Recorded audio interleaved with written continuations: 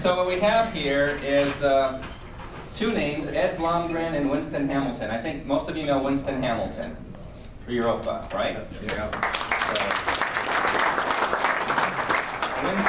Winston almost made it here the second year. He was planning to attend, and of course, unfortunately, God had other plans. Ed Blomgren, Mingo's here from California for the first time. We tried for 7 years to get Mingo here, and he showed up.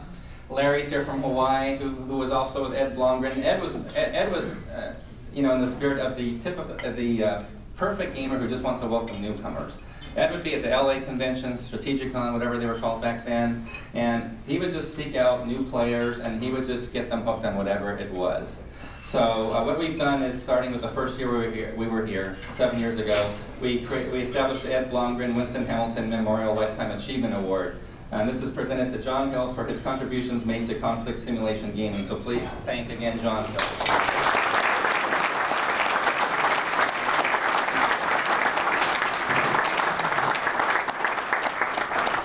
Oh, this is a pretty important award, at least to me, because yes, I have gotten a lot of other awards, War Game Hall of Honor and all that, but most of those from Origins, Historicon, and other things are from basically, they're almost driven by the manufacturers.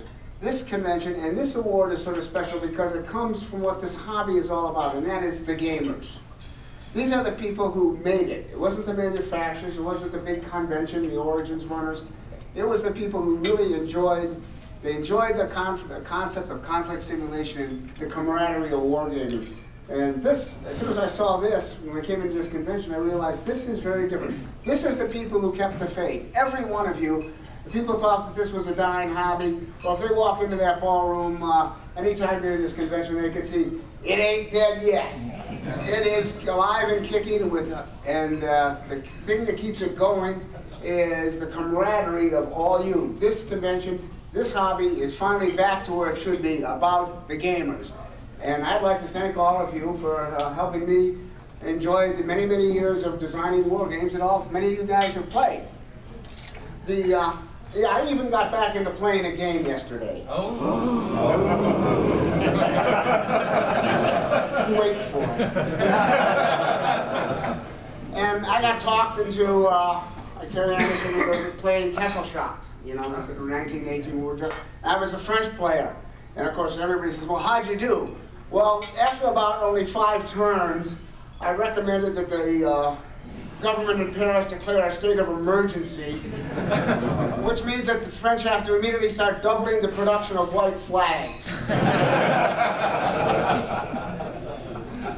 But that is what the hobby is all about. It's about having fun, putting yourself back into a little cockpit of history for a short period of time, and enjoy, as much as one can, the carnage of war with no bloodshed. Instead, you come out with a lot of great camaraderie. And this is what has made this hobby great, the camaraderie among all the gamers and everybody else, and the people who, such as John, who made sure that the torch is still very much alive in places like this. So, as a game designer, many of you bought many of my designs, thank all of you. You are the core of the hobby. Thank you, and thank you, John. Thank you.